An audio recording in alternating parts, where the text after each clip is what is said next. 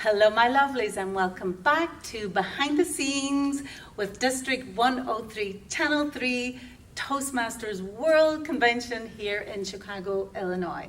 I am your host, Eileen Kerlin Walsh, and I am walking you through some of the wonderful behind the scenes moments that only Channel 3 can collect.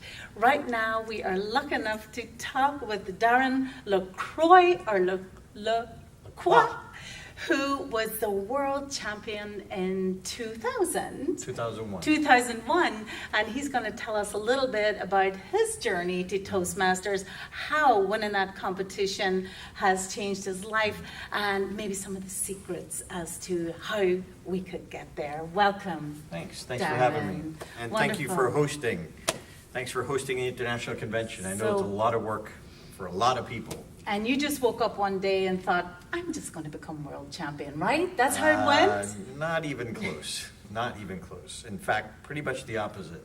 I had never won anything in my life, and in fact, the way I came across Toastmasters was unique. I started off, it was the lowest point in my life. I had a business failure. I was living at home with my parents, and one of my buddies had given me this motivational tape of a man named Brian Tracy. And on the tape, I'm driving home and just, honestly thinking horrible thoughts.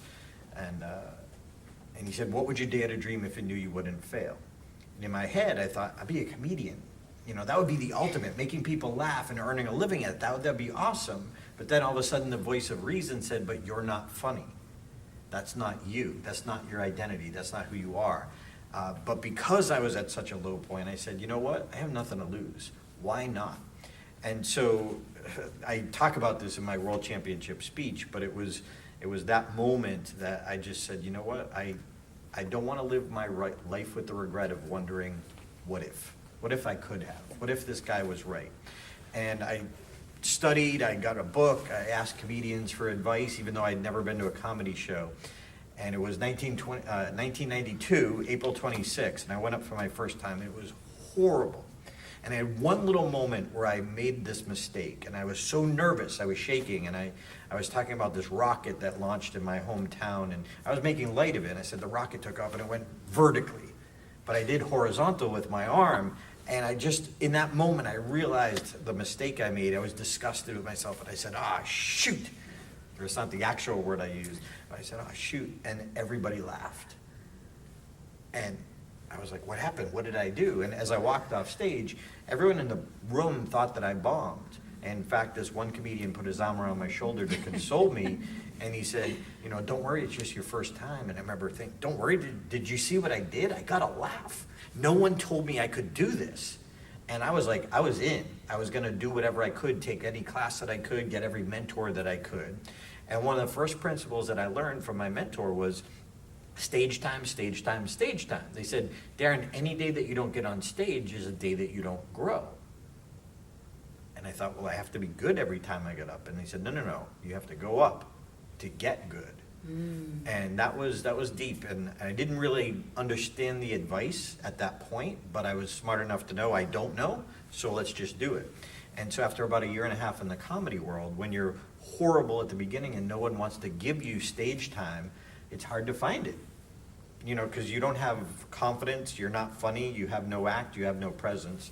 And so at that time in my life, I was sitting at my little desk at Bose Corporation, the music system company, and this newsletter came across my desk about this thing called Toastmasters. I'm like, Toastmasters, what's that? And I start reading about it. I'm like, hey, wait a minute. Here's a place I could get stage time during the day. Comedy clubs are only open at night. I could fail twice a day. And so I went into my very first Toastmaster club. There's maybe 12 people there, and I noticed something different from the comedy clubs right away. These people are warm, encouraging, and sober.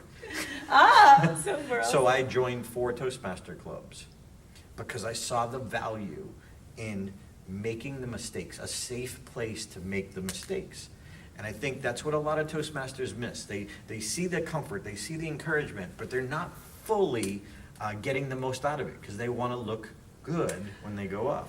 And those are the two things I wanted to discuss with you. One, the humor. Let's come back to that. But first, the humility. That is the hardest thing to accept in the beginning, and yet we grow so much through it. Yeah, I mean, I know Ed Tate had mentioned this in his interview, but I would say no one comes to Toastmasters to be a better speaker at Toastmasters. We come to be better outside. So why are we not making more risks? Why are we not pushing ourselves more? Why are we not members of several clubs? So if it's truly this value, which I believe it is, the more we expose ourselves to being on stage, the more mistakes we make, the more we're going to learn. See, the true learning is from the experience. When I saw the value of Toastmasters, that's why I was like, I'm in. This is what my mentors told me would help me grow faster. And you're in this beautiful environment where everybody encourages you, and it's a great thing, but it's a limiting thing if we don't push ourselves outside that. And back to humor. Your speeches are very, very funny, but now I hear that you were a comedian first. I was a bad comedian first. Let me clarify. I was horrible. Can we learn humor? Absolutely. Can it be taught? Absolutely, if we go back to the humble and if we go back to the humility. So many people are out to prove they know it. They're right. We proved that, we know more than everybody else, or we want that. If you're willing to learn it. The first thing, that very first night when I asked a comedian for advice, I said, my name is Darren, I want to try this, what do I need to do? The comedian that night said, are you funny? I said, no.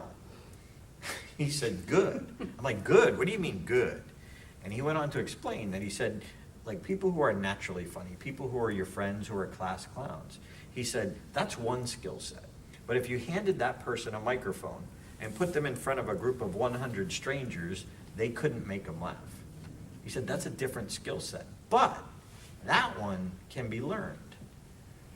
And I grabbed onto that. See, there's certain structure in humor that is there if you're willing to work hard enough. But most people aren't willing to work hard enough, and they're not willing to test jokes that don't work to figure out why. So maybe we think it's just like speaking. Some people think speaking is natural. We now know it isn't. So it's good for our audience to know that we can all learn humor. We love humor in a speaker. But I think that's one of the skills we sometimes imagine might be natural. I love to know that it can be learned. Darren, something I noticed in your prize-winning speech and doing a little bit of research on you is the vulnerability that you place before the audience. You really self-reveal. And my thought is we love story. We hear all the time to tell our stories. We hopefully trust our stories, but not everyone can tell their story well. So maybe a couple of tips on taking that very vulnerable story and making it, finding a vehicle to deliver the message through it. Well, I think what we need to commit to, whether it's humor or storytelling, is commit to mastery. Understand there's a certain structure, there's certain elements that make a good story or make a good funny story or a good joke. So we've got to understand what are those elements, and that's what I was willing to do, was go in and learn it.